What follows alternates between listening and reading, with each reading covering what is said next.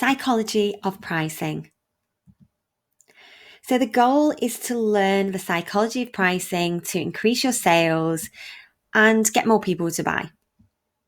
And here's what we will cover: how to encourage customers to think your price is lower than it is, how to put a higher reference cost in customers' minds, how to make people feel better about paying for your products or services, and how to make the best use of discounts. So the psychology of pricing. So human beings like to think they are logical, but for every decision we come to with perfect rationality, there are 100 emotional or instinctive reactions at play. So this is really interesting. And that becomes particularly apparent when you examine the psychology around pricing and how changes that make little difference to the actual price can have a significant impact on whether people are prepared to pay or not. So we want to encourage customers to think of a lower price. So this isn't about misleading customers. They're going to know how much your product is. They have to if they're going to buy it. But there are a number of ways to encourage customers to bring a smaller number to mind when they're comparing the price of your product to that of a competitor. So a few simple techniques can help you to make your price seem lower without reducing it at all. A lot of what this comes down to is the fact that the human brain is fundamentally unreliable. So we're not very good at recalling precise figures and instead tend to remember a vague sense of whether a number is high or low. So that's what makes context so important when you're introducing a price to your audience. Charm pricing. For a classic example, take the ubiquitous practice of charm pricing. $5.95 or $5.99, also referred to as psychological pricing. This refers to the practice of setting a product's price so that it ends in a 9 or a 5. So one theory of why this works to make people more likely to buy is that the odd number is inherently more appealing. There's an effect known as anchoring, where the first number a customer encounters essentially forms their point of reference for considering a price. It's an important idea and one we'll be coming back to a lot as we discuss the psychology of pricing. It's important here because if your customers read left to right, the first t-shirt in the image below anchors them at the number 14, whereas the second anchors them at the number 13. The second t-shirt will feel cheaper even though you've only taken 1 penny off the price. And you might be surprised how much difference a penny can actually make. So pricing visuals. The visuals on a price tag matter as well as the number themselves. So using a smaller font for your price, so this can be in brochures, on your website, on an email, you can edit font sizes. Using a smaller font size for your price means people reading it will perceive the numbers as literally smaller, and that leaves them with a vague impression of a small price. Obviously, you still need it to be visible, but try displaying your price in smaller text than you otherwise would. And also, the language you use around the price can also be important, not just when describing the price itself, but if you make a point of using minimal language like small and low to describe the item that you're selling, your customers will subconsciously associate those ideas with your price as well. For example, if you're selling a writing course, rather than describing it as providing a huge number of techniques, you could use language like reduce the stress around writing. So that word reduce is going to help your users feel like the price is smaller and a lot less than what it actually is. Anyway, you can break up your total price. Do it. There are a few ways you might see this play out, such as partition pricing, talking about the price per week or per day, or allowing customers to pay in installments. So to be clear, none of these are intended to result in the customer mistaking the broken down version of the price for the full payment due. But by presenting them with a lower price, seeds that idea into the sense of the product's cost so that your value will be in their head if they're comparing your item to one sold by a competitor. Introducing a higher reference cost. So previous strategies focused on minimizing the price of your product in your customers' minds. So these next strategies look at ways to fix a higher reference price in their head so that the price of your product seems lower in comparison. One really simple way to do this is to just talk about a high price before you mention your own product. We're taking advantage of the anchoring effect again so that when you come to reveal the price of your product or service, it seems lower. And actually, you don't even have to use price for this. Mentioning any high number can have an anchoring effect, setting expectations at that higher level so that your price, when it comes, seems lower. Consider the kinds of large numbers you can naturally bring into discussion before bringing up your price of your product.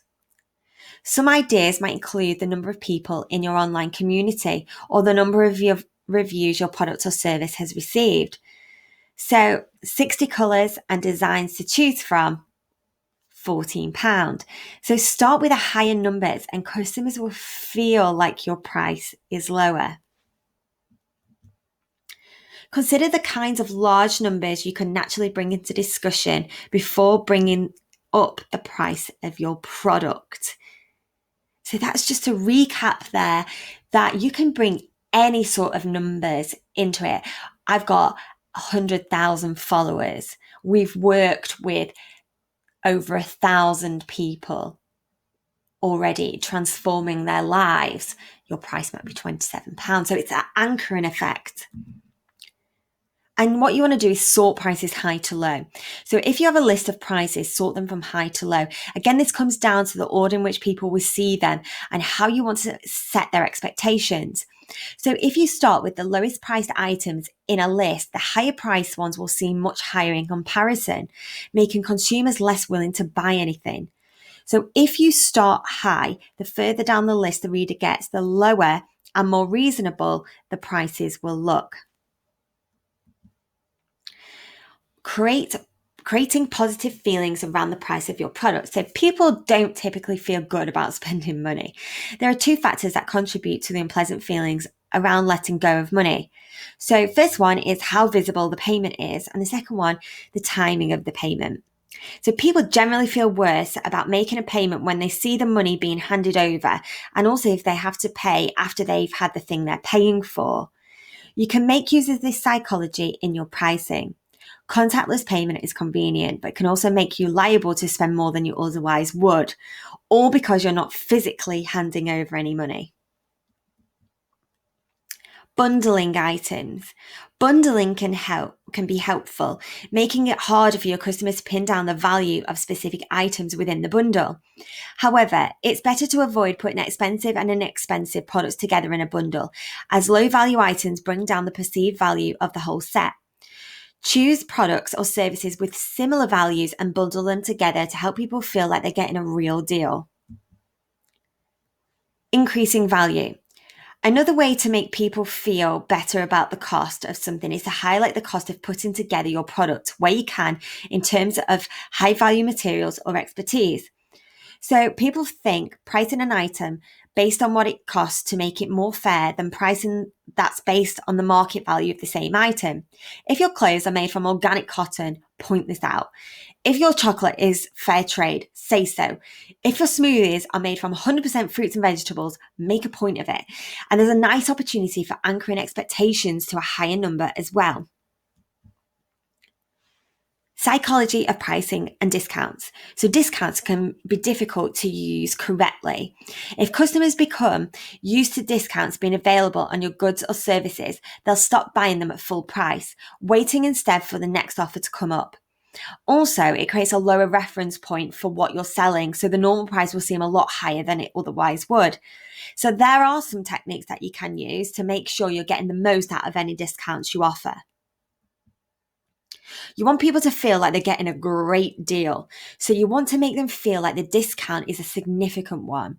You can make a discount feel larger without changing the amount of money you're taking off by carefully choosing whether to express the discount in terms of a percentage or an absolute amount of the price. So use the one that looks like a bigger number to maximize the amount of money consumers feel like they're getting off the base price. So if your original price is more than £100, put it in terms of the actual amount the cost is reduced by. There's a pretty simple rule for making sure you always do this. So if your original price is less than £100, put the discount in terms of a percentage. So let's look at an example. So this handbag retails at £755, but the sale price is £595. So which seems like you're getting more off? The 20% or the £160? So the £160 off seems much more than 20%. So because it's over £100, we want to actually state the amount off. And again, it goes back to the anchoring. So we're anchoring a higher number perceived as a higher value that they're going to get more money off. But actually, we're just stating the actual amount as opposed to the percentage. Giving a reason for the discount also helps your customers to interpret the discount as a temporary event. This is really important. So a response to specific changing circumstances can help avoid customers making it the new reference price for what you're selling. You could explain that your supplier has lowered the price of materials for the product and you're passing the saving on to your customers. This also comes to back to the point we made previously about customers considering cost-based pricing fairer. So you could also look at things like we're running this sale simply because it's Black Friday. So they might expect the following year you're going to also run another sale Black Friday. If you just run an almost an ad hoc event to discount your items without any real reason behind it, customers may just assume you've got another one coming up very soon. And that starts to really lower the value of all of your products. And once again, you can make the use of anchoring effect by making strategic decisions around the layout of your pricing. So put your original pricing first and the sale price to the right so that the customers will read the higher price first. So this way you're using the previous price as the anchor. So the sale price stands out as lower, which is pretty straightforward. Your homework. So I want you to have a look at your current pricing strategy and master pricing psychology to increase sales. So go through all of these considerations within this workshop so you can actually see how you can play around with your own pricing to make the perceived value seem lower to get more people to buy.